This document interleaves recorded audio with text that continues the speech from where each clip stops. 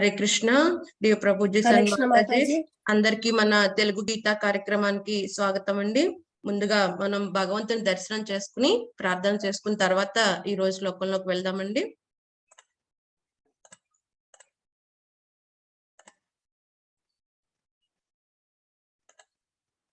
बलदेव जगन्नाथ सुभद्रा मैया की जय, सुदर्शन भगवान की जय, निताय गौर प्रेमानंदे हरि हरि बोल, वामन देव भगवान की जय, परशुराम भगवान की जय, पंचतत्वा की जय।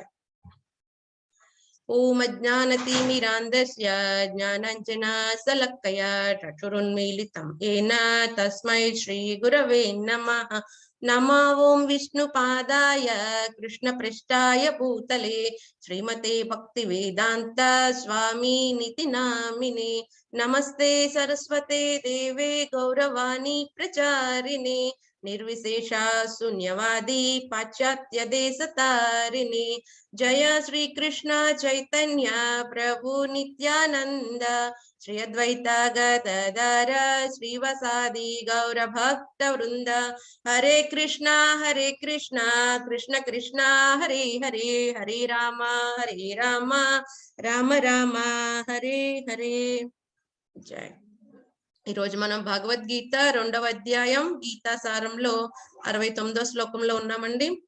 యాని సా సర్వభూతానాం తస్యాం జాగర్తి సంయమి, యస్యాం జాగ్రతి భూతాని సా నిశా పశ్యతో మునేహ. సకల జీవులకు ఏది రాత్రియో అది ఏ ఆత్మ నిగ్రహము కలవానికి మేల్కొనియుండు సమయము. సర్వజీవులు మేల్కొనియుండు సమయము అంతర్ముఖుడైన మునికి రాత్రి సమయము. హరే కృష్ణ. ఇది చాలా చాలా గమ్మత్తైన శ్లోకం. స్వామి చాలా చమత్కారంగా ఒక విషయాన్ని మనకి చెప్పాలని చూస్తున్నారు. అదేంటో అర్థం చేసుకోవడానికి ప్రయత్నిద్దాం. సో మనం చెప్పుకున్నాం ఆల్రెడీ, సిద్ధప్రజ్ఞుడి గురించే డిస్కషన్ అంతా జరుగుతుంది కదండి. 54వ శ్లోకం నుంచి మనకి 71 వరకు కూడా సిద్ధప్రజ్ఞుడి గురించే డిస్కషన్ జరుగుతుంది.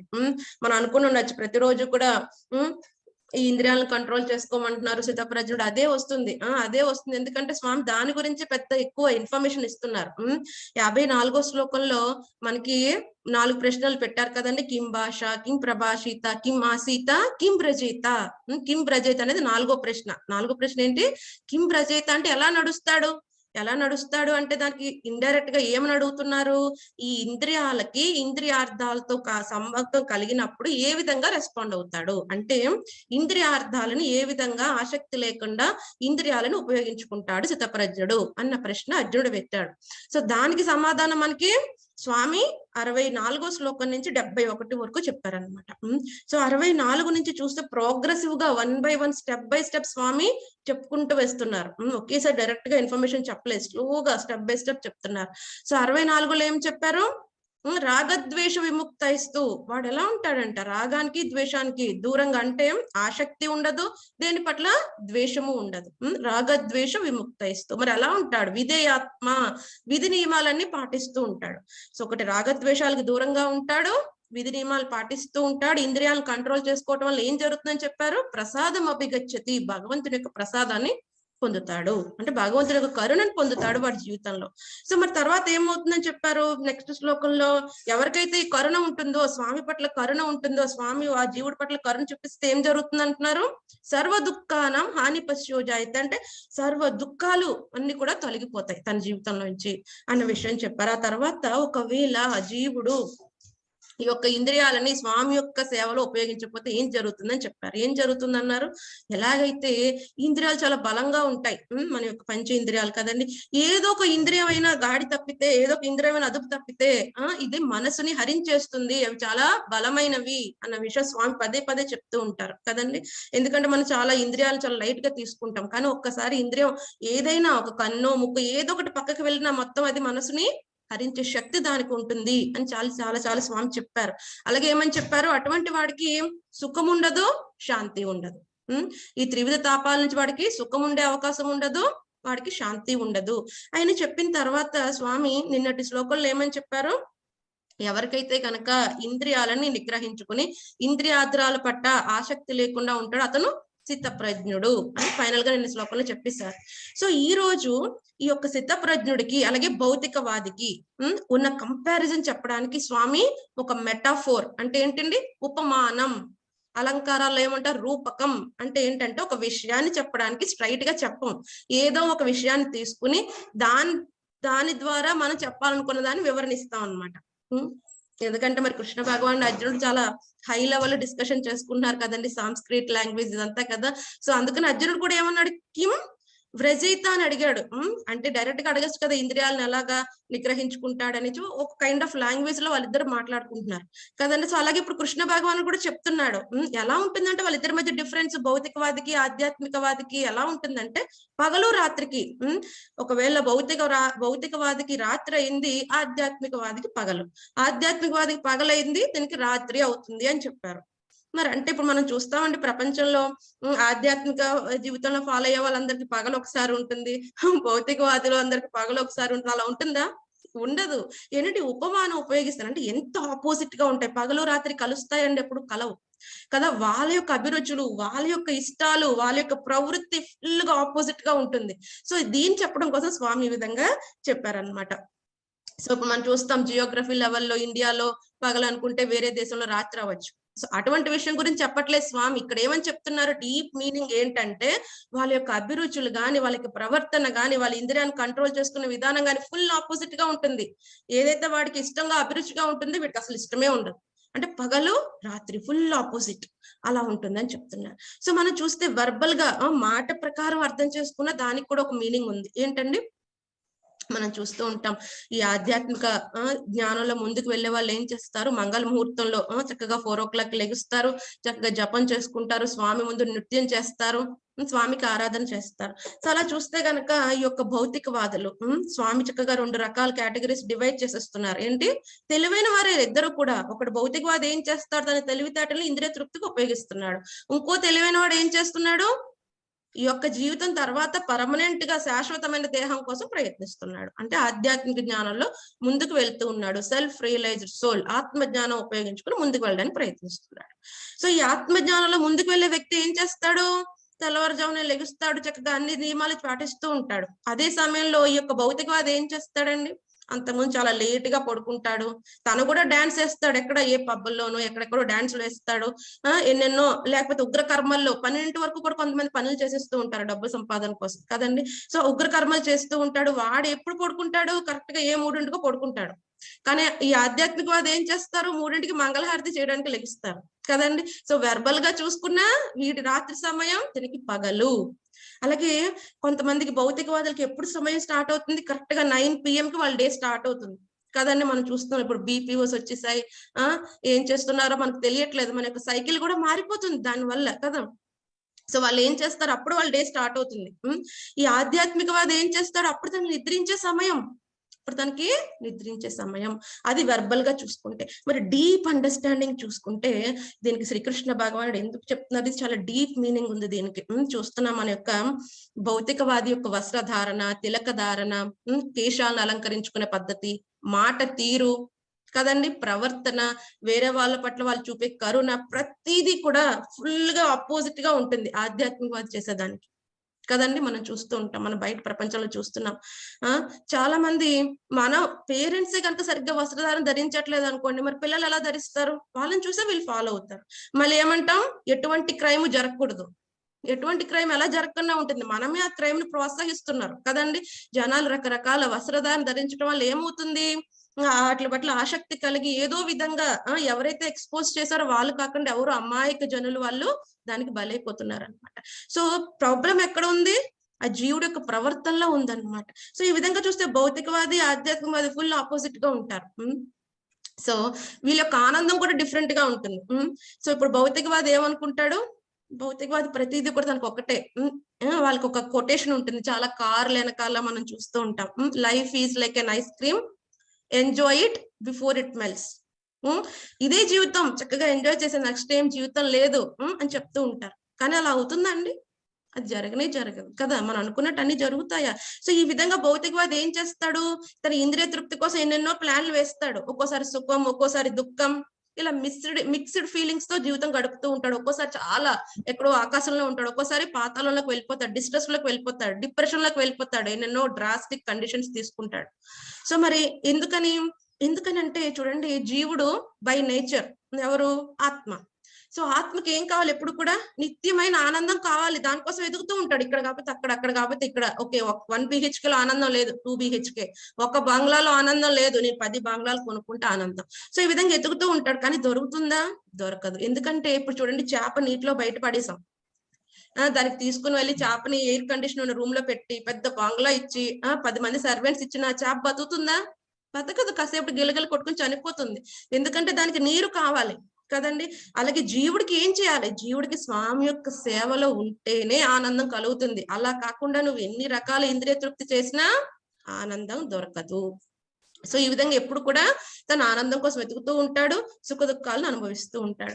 మరి ఆధ్యాత్మికవాది ఏంటంటే ఎప్పుడు కూడా దివ్యానందంలో ఉంటాడు. ఎందుకంటే ఎవరితో కనెక్ట్ అయి ఉన్నాడు? స్వామితో కనెక్షన్ లో ఉన్నాడు ప్రతినిత్యం. సో దివ్యమైన ఆనందాన్ని పొందుతూ ఉంటాడు. తనకి సుఖ దుఃఖం రావా అండి? తనకి వస్తాయి. తనకి జన్మ కర్మల యొక్క ఫలితం వస్తూ ఉంటుంది. అప్పుడు దాన్ని ఏం చేస్తాడు? స్థిరంగా ఉంటాడు. సో మనకి ఇదే విషయాన్ని స్వామి మనకి 2వ అధ్యాయం 14వ శ్లోకంలో చెప్పారు. ఏమని? మాత్రా స్పర్శాస్తు కౌంతేయ శీతోష్ణ సిక దుఃఖద ఆగమాపాయినో నిత్య అంటే ఏం చేస్తున్నారు? సహించమంటున్నారు.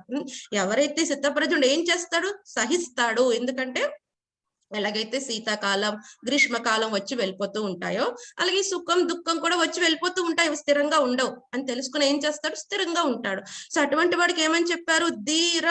ధీరుడు అని చెప్పారు 15వ శ్లోకంలో. 2వ అధ్యాయం 15వ శ్లోకంలో స్వామి ఏం చెప్పారు? అటువంటి వాడు ధీరుడు, మోక్షానికి అర్హుడైన వాడు, సోమృతత్వాయ కల్పతే, వాడు మోక్షానికి అర్హుడు అని స్వామి డిక్లేర్ చేసేసారు కదండి. సిద్ధప్రజుడు ఏం చేస్తాడు? స్థిరంగా ఉంటాడు. సో మనకి చూస్తాం బయట ప్రపంచంలో. సో మనం ఎవరి దగ్గరికైనా, ఇప్పుడు మీరే ఉన్నారు, మీ ఫ్రెండ్స్ దగ్గరికి వెళ్ళి ఇంకా వాళ్ళ భక్తి జీవితంలో ముందుకు రాలేదు.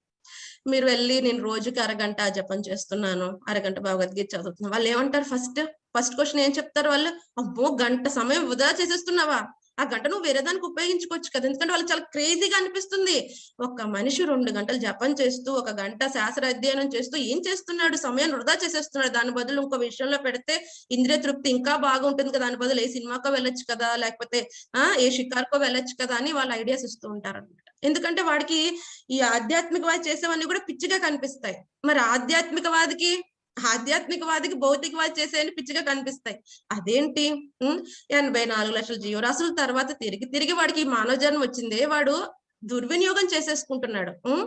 జంతుప్రాయంగా వాడి జీవితాన్ని గడుపుతున్నా అని చెప్పి ఈ భౌతికవాది చేసే కార్యక్రమాలన్నీ ఆధ్యాత్మికవాదికి క్రేజీగా, పిచ్చితనంగా ఉంటాయన్నమాట. అందుకే స్వామి పగలు రాత్రి, వాడికి పగలేదో వీడికి రాత్రి, వీడికి రాత్రి ఏదో వాడికి పగలు అని చెప్పారు.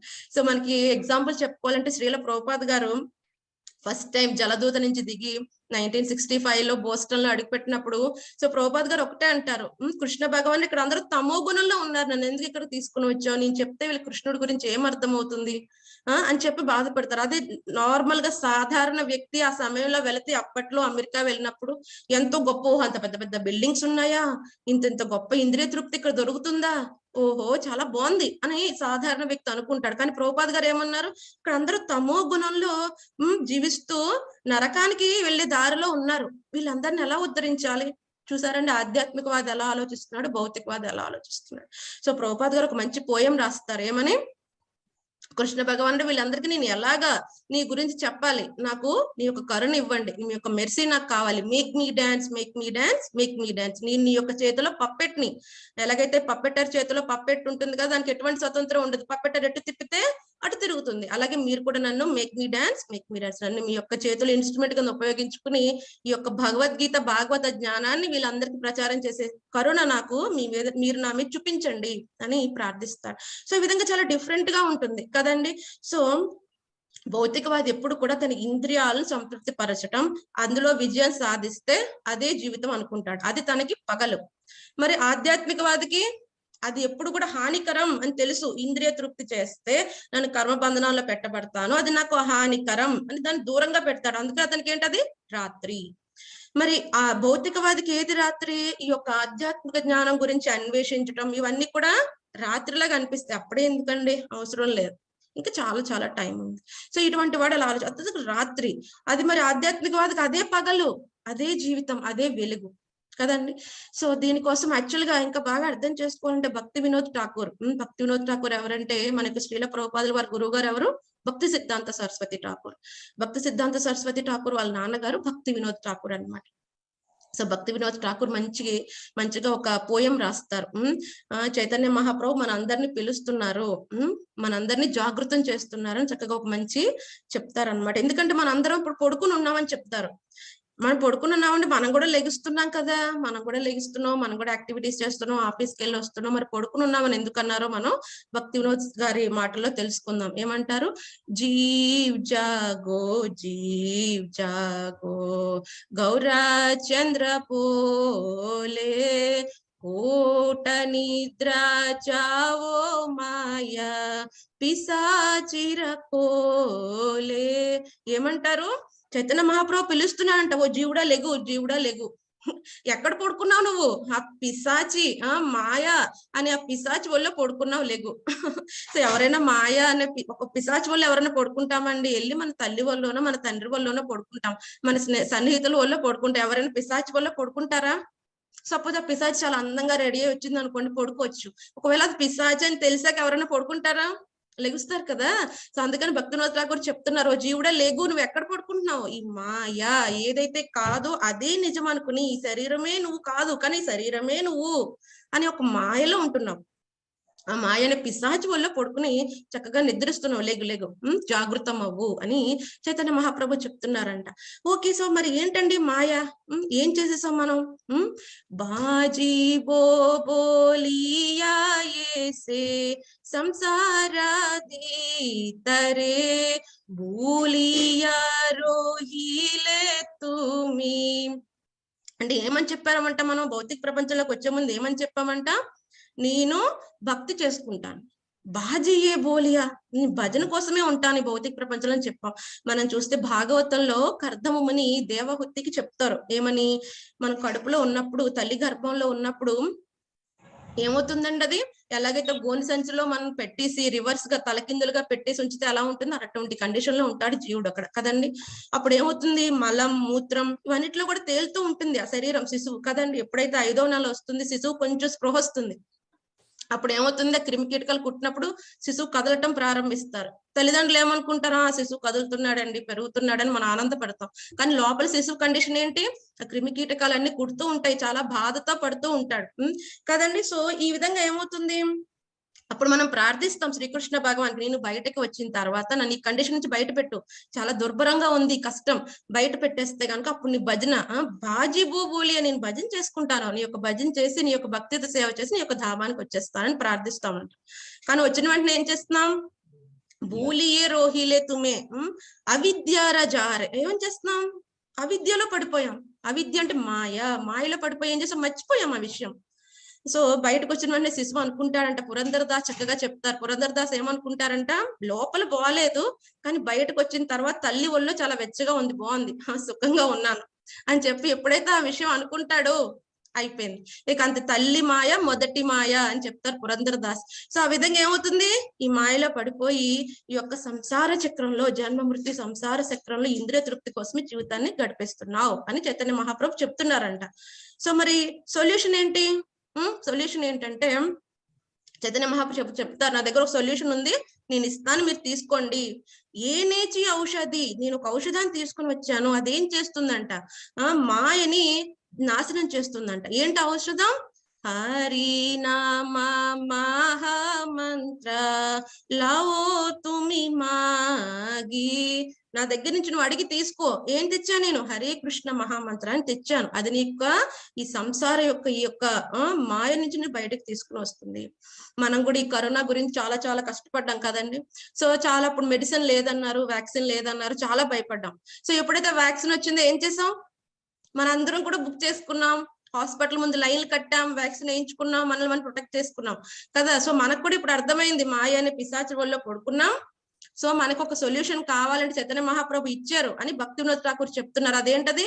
మహామంత్ర హరే కృష్ణ కృష్ణ కృష్ణ హరే హరే హరే రామ రామ రామ హరే హరే. మనం కూడా ఏం చేయాలి, ఎలాగైతే వ్యాక్సిన్ వేసుకుని మనం ప్రొటెక్ట్ చేసుకున్నామో, సో ఈ మాయ నుంచి మనం ఏం చేయాలి, ఈ హరే కృష్ణ మహామంత్రాన్ని మనం తీసుకుని మనం ప్రొటెక్ట్ అవ్వబడి ఏం చేయాలి, మనల్ని మనం ఉద్ధరించుకోవాలి. మనం కూడా సిద్ధప్రజ్ఞుడి స్టేజ్కి వెళ్ళి మన జీవితాన్ని మనం ధన్యం చేసుకోవాలని చెప్తున్నారు ఆచార్యులు. సో ఇక్కడతో మనం కంప్లీట్ చేద్దామండి. హరే కృష్ణ.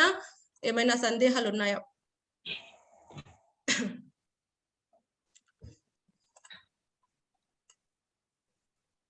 హరే కృష్ణ డియర్ డివోటీస్, ఏమైనా సందేహాలు ఉన్నాయండి?